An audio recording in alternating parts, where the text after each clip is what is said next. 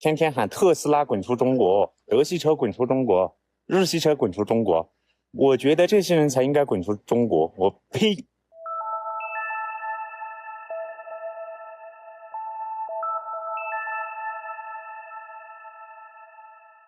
！Will an economic crisis bring down the CCP? The legitimacy of the CCP hangs by a thread. Part 3.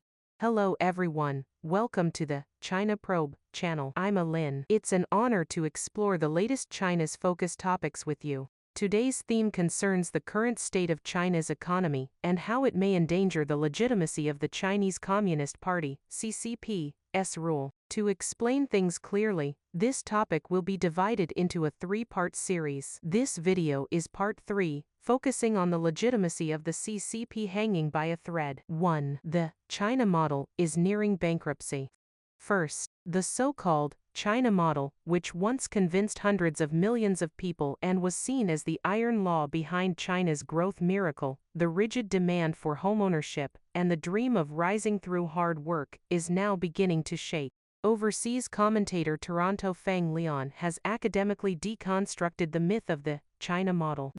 The CCP often promotes it as an original system superior to Western democracy, but from the perspectives of economics and political science, it is not a CCP invention. Instead, it is a variant of developmental authoritarianism. This model originated in South Korea during the era of Park Chung-hee, when the miracle on the Han River was created. Its core lies in promoting industrialization and economic growth through authoritarian rule. The logic of the model is built upon four priorities: industrial growth, export orientation, GDP expansion, and regime security. Meanwhile, labor rights, equitable social distribution, and the tertiary sector, such as entertainment and traditional culture, are placed in a secondary position. Fang Leon points out that the model cleverly transforms two major features of dictatorship, oppression of the people and centralized control of resources, into so-called comparative advantages.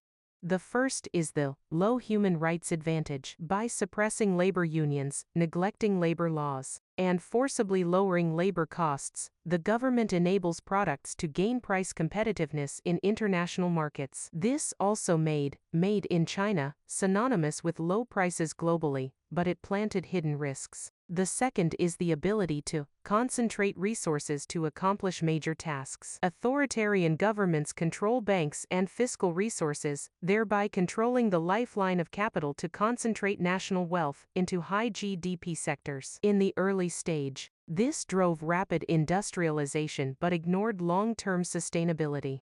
The CCP made two localized adaptations to this centralized model. The first is the infrastructure frenzy. Massive infrastructure construction, such as high-speed railways and highway networks, ensured the mobility of cheap labor and supported industrial transformation, providing critical support for export-oriented growth. The second is the local competition mechanism. Through an official promotion system that judges officials by GDP performance, the CCP effectively turned local party secretaries into mini Park Chung-hees, incentivizing them to exploit resources and human rights. Although the China model created a world-astonishing growth miracle over the past decades, it is now heading toward collapse. First, the marginal efficiency of infrastructure investment is declining. Building the first highway yields huge returns, but by the 20th highway the revenue can no longer cover the cost. Since 2018, China's infrastructure sector has begun to show overcapacity and declining returns. Second, the low human rights dividend is disappearing.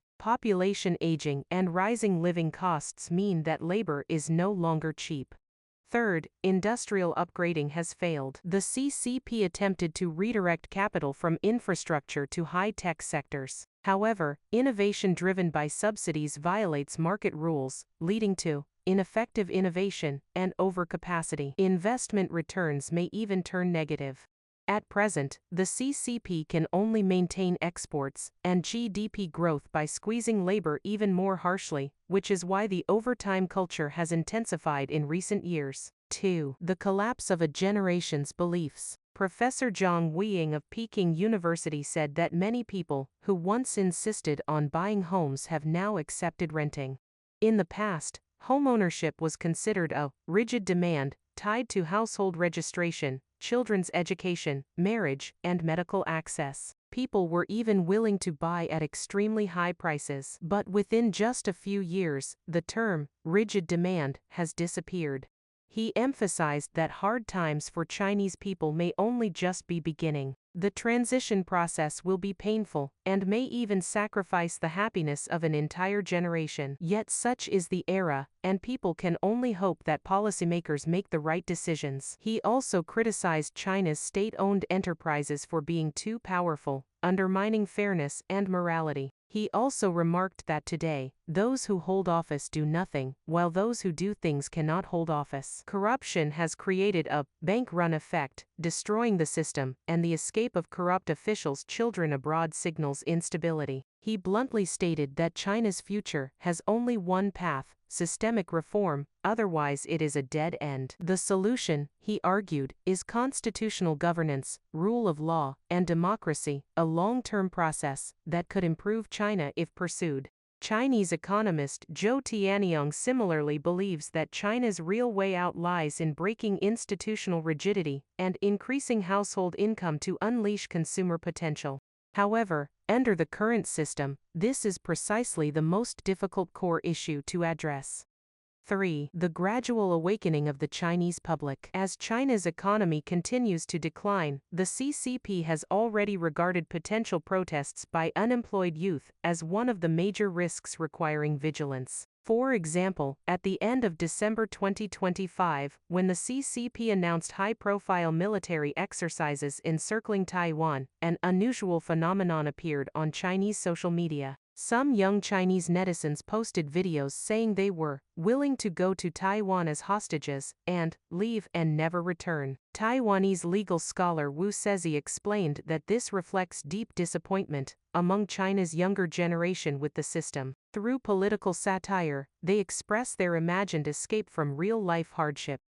Ironically, the CCP focuses only on maintaining political stability. It inevitably responds with censorship, coercion, and intimidation toward young people, attempting to divert and suppress social pressures that might evolve into political crises. The collective despair of the youth generation has been listed as a security risk.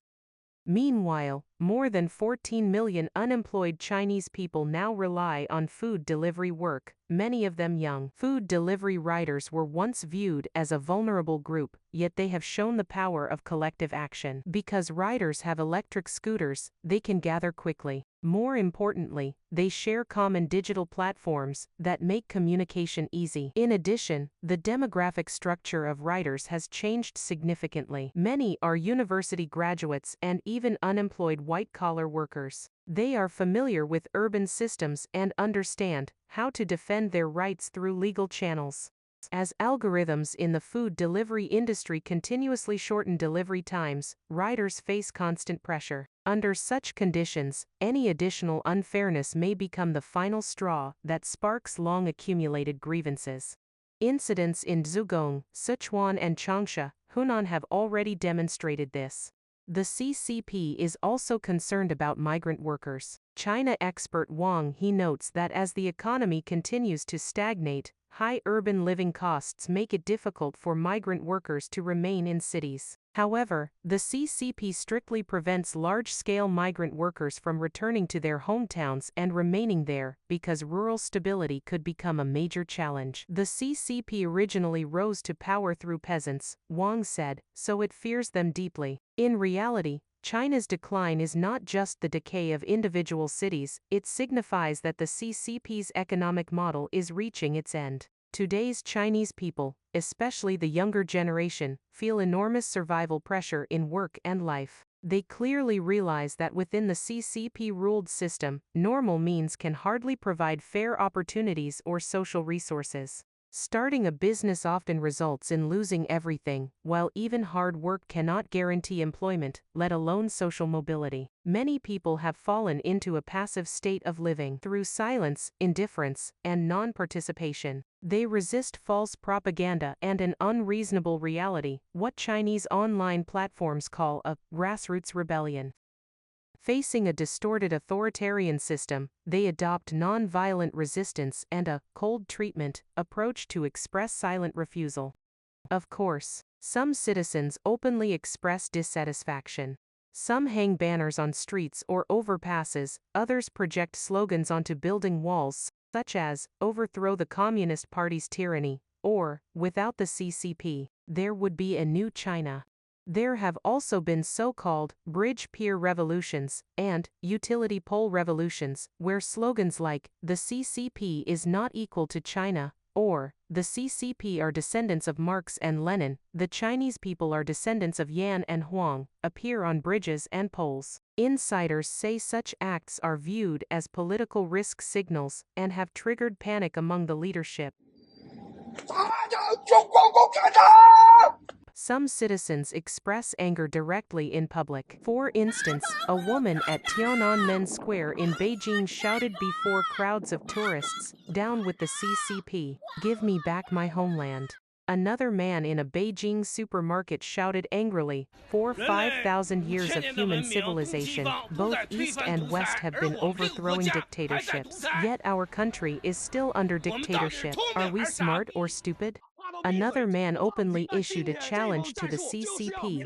"They want you to be afraid, afraid enough to stay silent, afraid enough to forget. But this declaration tells you clearly, we are no longer afraid." Many netizens echoed him, "The people have awakened, even death cannot frighten them. Don't be a bystander, or you might be next." 4. The legitimacy of CCP hangs by a thread.